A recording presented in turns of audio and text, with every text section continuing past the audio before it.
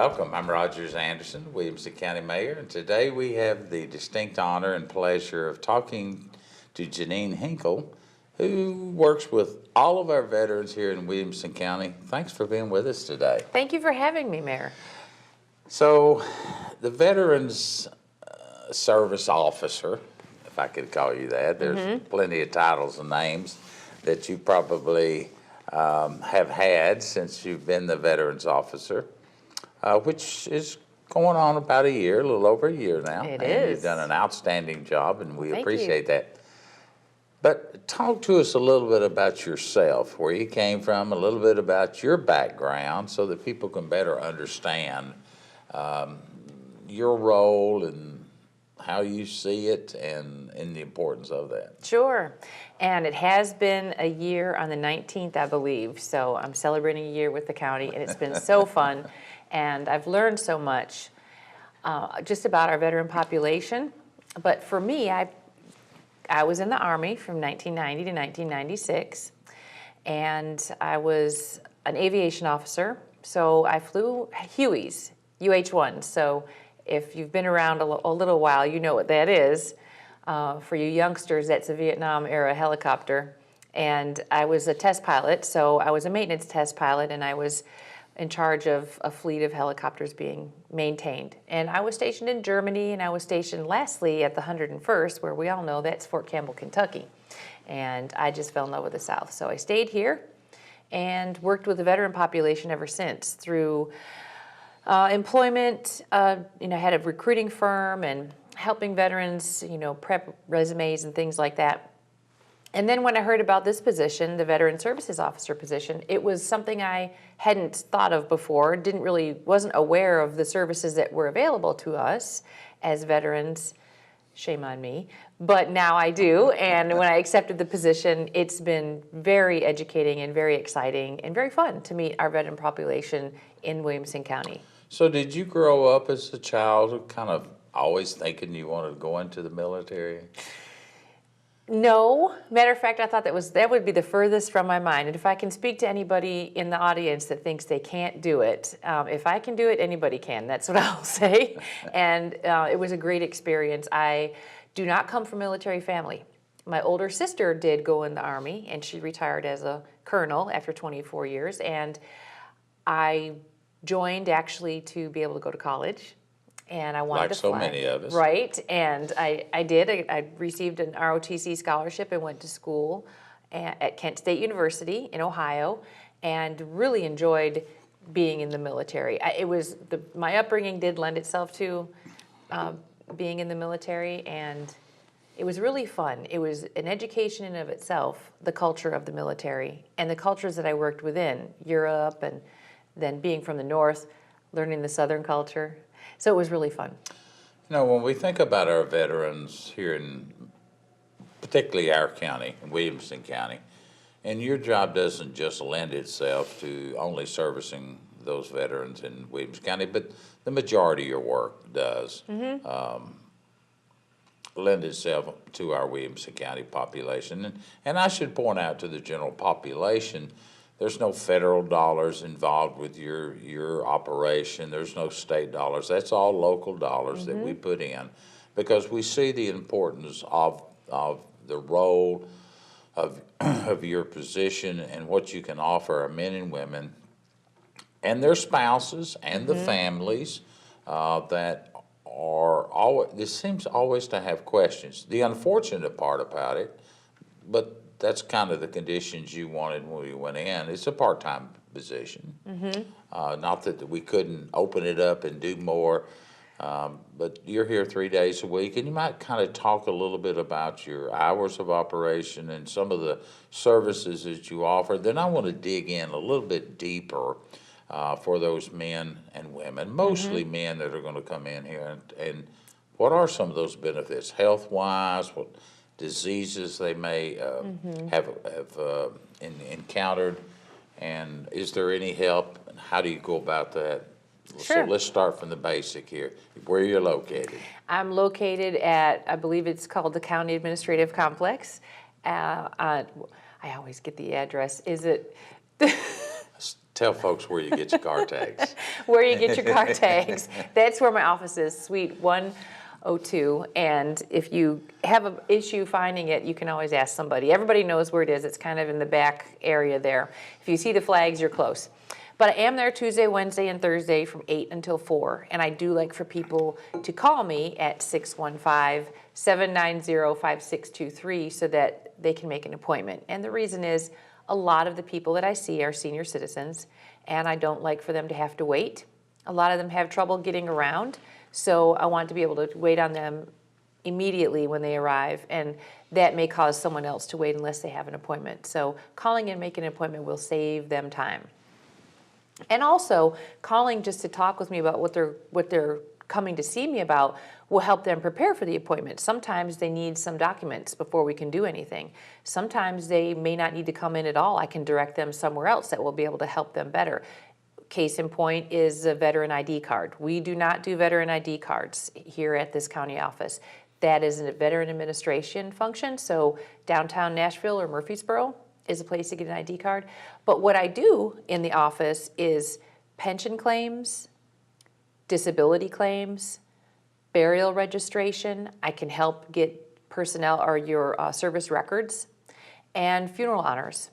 So if there is a veteran that you know that has passed on and he or she is being buried in a local cemetery or a Tennessee state cemetery, I can arrange for them to have the funeral honors that they are eligible for depending on their service record.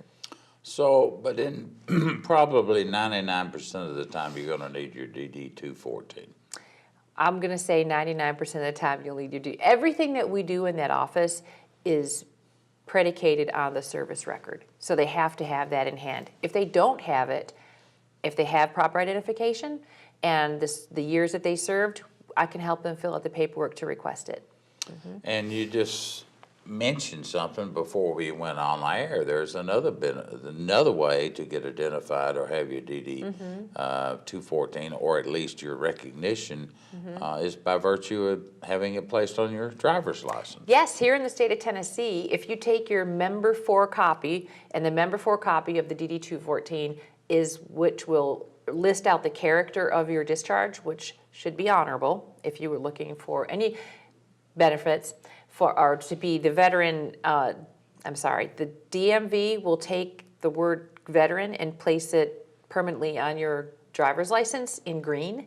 So anyone that looks at your driver's license can identify you as a veteran of the armed services. Which is interesting to me. I'm certainly no young chicken, and as long as I've been around and handling things, I don't know that I have ever thought about. I just recently had my driver's license renewed, and I may go back and have that put on, which would require another driver's license. And let me tell you why it's handy, Mayor, because there are so many benefits to being a veteran in this county alone. I don't want to mention any particular businesses, but building materials, restaurants. I just went to a restaurant the other day in Berry Farms, which is a new area in Williamson County, and was able to get a discount for being a veteran. And, 10% is usual for a lot of places. And depending on how often you go and the size of your bill, 10% is considerable. So I encourage everybody to take your DD-214 next time you get your veteran or your license renewed. Just have them at it. Super simple, and it's not an extra ID you have to carry around. So let's talk a little bit about the role that you would play here on the 3 days that you work, Tuesday, Wednesday, and Thursday from 8 to 4:30, and some of the questions and concerns that our veterans or their spouses or the widows of the individuals. They are so vast and so large, we're not going to be able to cover them all today, but I do know, being a Vietnam veteran, that there are several, speaking of Agent Orange, for an example, that allows you to kind of circumvent or to help the candidate, the veteran, receive some extra coverage or even money in some cases. And I want to say clearly that this office, like you said, is funded by the county taxpayer, so we're not a federal office, we are not the VA. But what we are and what I do is I advocate. I am an advocate, so I advocate for the veteran. My job is to help them fill out the paperwork properly for the claim. And one of the things I've found a lot is there's a lot of veterans walking around that don't even know they're eligible, especially for the Agent Orange. Presumptive conditions, there's a long list of them. Even if they just Google presumptive conditions for Agent Orange, you'll come up with a long list. If you are a Vietnam veteran and you have one of those diagnoses, come and see me. We can file a claim so that you can be compensated for it. And with that compensation, if it's found to be service-connected, your disability, comes medical care. And that's the biggest savings and the biggest relief to a lot of veterans, because medical care as you age is so expensive. And if it's a service-connected disability, the VA will pay for it. And I want to hitchhike on an item that you kind of touched on. It's not that we just took you, and certainly your ability to learn the job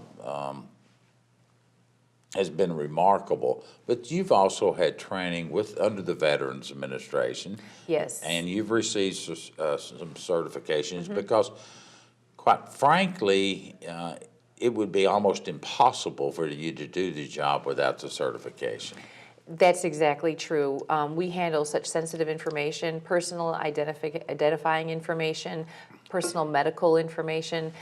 So I went through an extensive background check and certifying process to get to where I am to be able to help veterans with their personal information. I do know that under Agent Orange that there are a few basic diseases or illnesses that may crop up in one's life as they get older.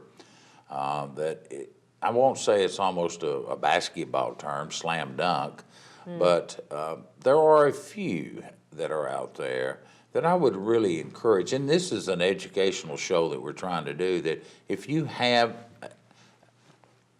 are an individual or you have a spouse or if you know someone, at least extend that olive branch and try.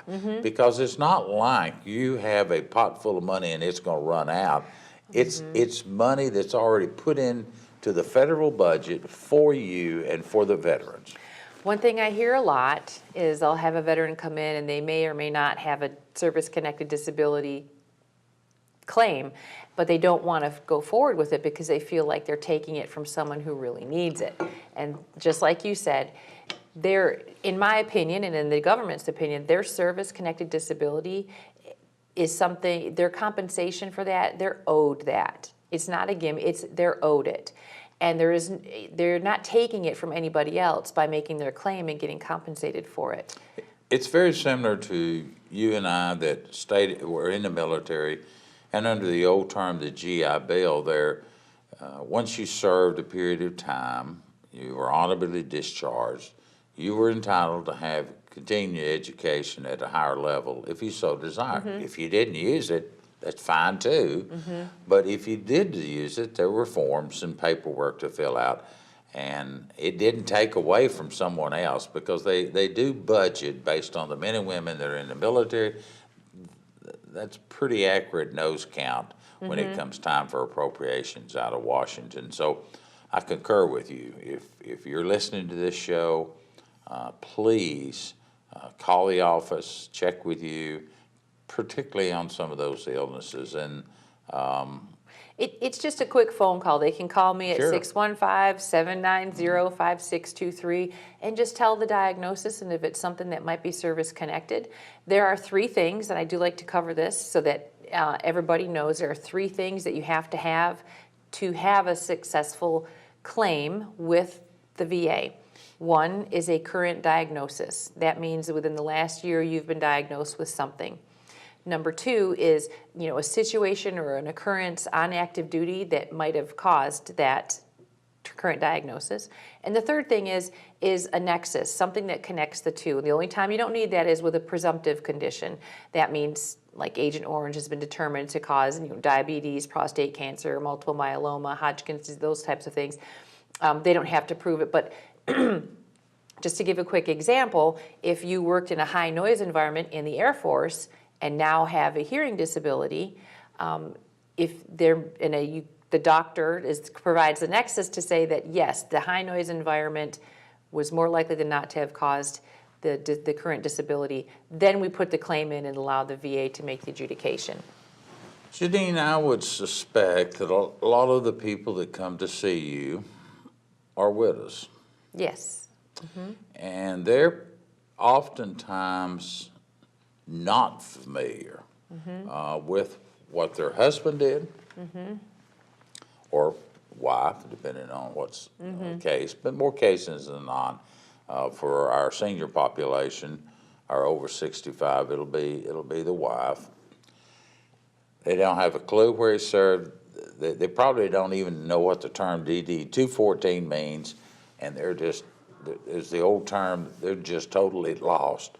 That still should at least, if you're watching this show, your husband served in the military, you need to activate a phone call to you. Yes. To at least determine something. Yes, and one of the most prevalent questions I get for the advanced age population, especially from widows, is when they're in need of extra care into a nursing home or an assisted living facility, they may be eligible for assistance financially based on their husband's veteran service record. So it's worth a phone call. That it just takes 5 minutes on the phone with me where I can kind of run through some questions, and then they can come in and apply if it and it's the same for veterans too, that if anyone that was a veteran or married to a veteran continuously, there was no divorce in the relationship, then they may be eligible for some financial assistance to get that care that they need. And I always urge them to just call and see, and if it looks like they might be eligible, we'll come on in and do the claim. It matters. You lose nothing by at least asking. So we spent the biggest part of the conversation today talking about our aged veteran and our mature veteran, but there's many programs out there that you're familiar with our younger men and women that are serving, that have issues, that have needs, that have wants. Touch on those a little bit for us. For the younger population, I do see a lot of probably the highest instance of your PTS or your anxiety or your depression. And what is PTS? Post-traumatic stress. That's what the term is now used. We dropped the D, but everybody knows what PTSD. But post-traumatic stress, anxiety or depression, hearing loss. Most common. There are some that have some disabilities that are physical, but most of what I see in the younger is the mental health issues. And there is a way to file a claim based on the situation that they experienced. Everything is confidential. No one has access to their records. And the even better news is there's so many programs out there that are confidential, that are free, that are very effective for our young men and women to take advantage of if they do have anxiety, depression, and PTS. To name a few, and we'll be starting one actually here in Williamson County, in Franklin pretty soon, is Reboot Combat Recovery. There's Operation Restored Warrior. There is the vet center that is over by the airport is very, very it's got a great reputation for doing a great job. And there's a lot of private practice around here that specialize in PTS with veterans. And your particular job, you know of them, that maybe in your off time you do like your individual associations, but it's not the role of government to steer people to a membership-based, and some of them are, or donation-based. I don't know how many times a week I get something in the mail wanting me to give to something or an organization. That's strictly 100% if you want to. There's no charge for the services we render here. And that recommendation that you make is professional in scope, but everyone needs to verify it themselves, and everyone needs to at least look into helping those younger men and women that have served with some issues that need to be addressed and can be fixed oftentimes. Yes, there's some really great agencies in this area too that serve different veterans' needs besides mental health, that if I can't help, I can maybe direct them to someone or an agency that can. We're going to kind of go into the community service area now, and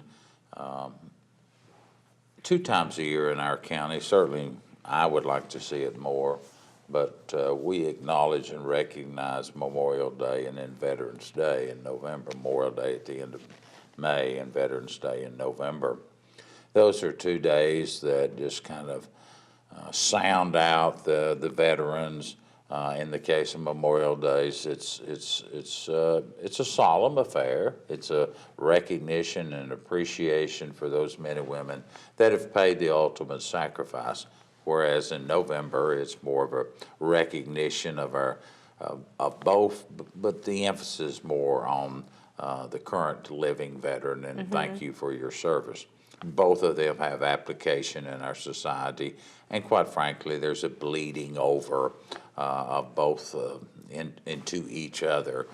Even though you try to keep them separate, it's very difficult to the general population. You're available for speeches to church groups, veterans groups, Rotary clubs, things like that. That you can come out and have a conversation and get a little bit more in the dirt, if we can say, roll up your sleeves a little bit and answer those individual questions. And certainly we encourage groups, particularly church groups, civic groups, that really wanted to highlight, because what we find, or I hear, and I hear it from you too, is that so many of our veterans are so proud and they just don't want to go down that road, and it makes them less than, they think, because we're all independent. We've been made that way, and the military teaches that, but it is something that, I loved your word, owed. It is something there for you, and your job is to try to help them uncover that. But specifically on Memorial Day, the show is being taped in January. We'll probably show it again before the Memorial Day services. But there's a special part of that, and you oversee that. Talk a little bit about the entire program, what goes on, encouraging people to come there. But even more so, there's a piece in there that several years ago we started with what we call pavers, but they're really just brick pavers, and how that works. Well, the Veterans Park is located at 5 Points in Franklin, and that's where the Memorial Day ceremony takes place, and that's where our pavers are. And you're exactly right. They're bricks that are laid in the ground that will have the name of the veteran and the time that they served and the service that they served in.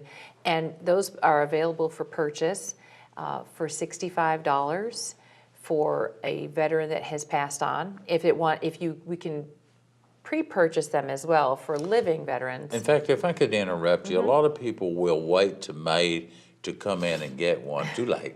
Yes, it needs to be, the cutoff for that Memorial Day year is February the 15th. Coming up on it. Yes, exactly. So hurry and come and get your pavers. And if you miss that date, they'll be on the next year's Memorial Day service. And we'll name the names off in the service. And there'll be a spot that there's an open area where the pavers are that you can go up and take pictures with it or, view it. No one's going to be sitting on it or anything. And there's a special area for Killed in Action. And this year, it's going to be very exciting. We have a new set of pavers for those soldiers that were what were later called Buffalo Soldiers that were served, whether they were servants at the time or slaves at the time, or freed slaves or from the North that served in the past wars. There is now an availability to buy pavers for them for Memorial Day for them, even if you didn't know them. And for information on that, you can contact me at the office. I'm excited about that because we've had several people that have asked that for the Buffalo Soldiers, and I don't know how that'll turn out our first time around on it, but I'm excited about it. That's a wonderful opportunity. Yes, Tina Jones has done a fantastic job with that. She is she's a very dedicated public servant. That is a labor of love. Yes, what she does. a little bit more about the services. We got about 3 minutes to go Okay. in our conversation. Well, disability claims, number one. Number two, pension assistance for, just living expenses if they're having trouble. I will say this, if you are having trouble taking care of yourself or feeding yourself, or you know a veteran that is, call my office. And for pre-registering for burials. No one likes to really talk about it, but I will just, that is the other thing that I'd like to impress upon veterans and their spouses. Prepare for that exit from the living, because it's a burden on the widow if you don't do it before you pass, and we can very easily do a lot of it in the office. Well, and I would even encourage those people that have already bought a lot at a particular place, that just to take that next step and encourage you, because there is some financial compensation to help you. And and the plots that are available at the Tennessee State Veterans Cemetery the burial plot is free, but the internment is either $150 for the veteran or $600 for the spouse, and they are right next to each other. It's considerably less expensive than going to a different cemetery. And we're not taking away from anything that you may have already done. Mine's prearranged, but we do, that's a step I need to take, is go ahead and do that paperwork so the children don't have to wrestle with that. So much information that you have for our veterans, both young and old, but most of the time your job will be dealing in and around those widows and our mature population. And I do encourage our female population, which I think is a huge difference with you being there. Your predecessors, and there have been at least 2 of them over the last 15 years that we've had this program up and running. Both of those men did an outstanding job. Both had individual talents and skill sets that were different from yours, but you've come right on in and added a whole new place of recognition, so I thank you. So we've got 1 minute left in our conversation this morning. There may have been something that I've overlooked that you feel is important to bring to the attention, and I would ask you to do that at this time if you have anything else. I think we've covered pretty much a lot of ground. If you have any questions, if you're a veteran that you don't even know what you might be eligible for, that is totally fine. Call me. We talk about what your service was and what services or benefits might be available to you. One last thing, medical is not in this office, but I can direct you to who does, and we'll get it taken care of. So to all of our 10,000 plus veterans that we have in Williamson County, that's about, I don't know the exact number, but I know we have over 10,000. We have a population of over 200,000. 5% of them are veterans in some form or fashion. So reach out to Jeanine Hinkle, and I am sure you'll be very, very satisfied. I'm Rogers Anderson, Williamson County Mayor. Thanks for being with us today.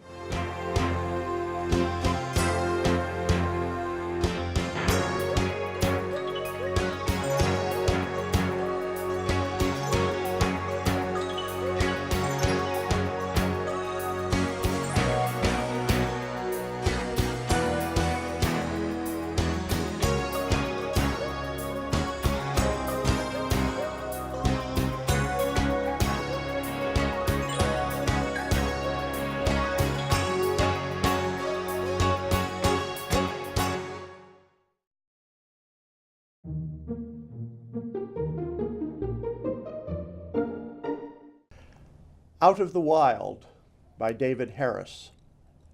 Sound ricochets through the valley, across the river, bank to bank. From the porch you hear the wails that sound at first like sirens. The dog rises, nervous, and sniffs and stays close. He knows his cousin's call. Just beyond Manhattan's nighttime glow, coyotes haunt these hills. In the morning, you grab the train for Grand Central while wildness sleeps in your backyard.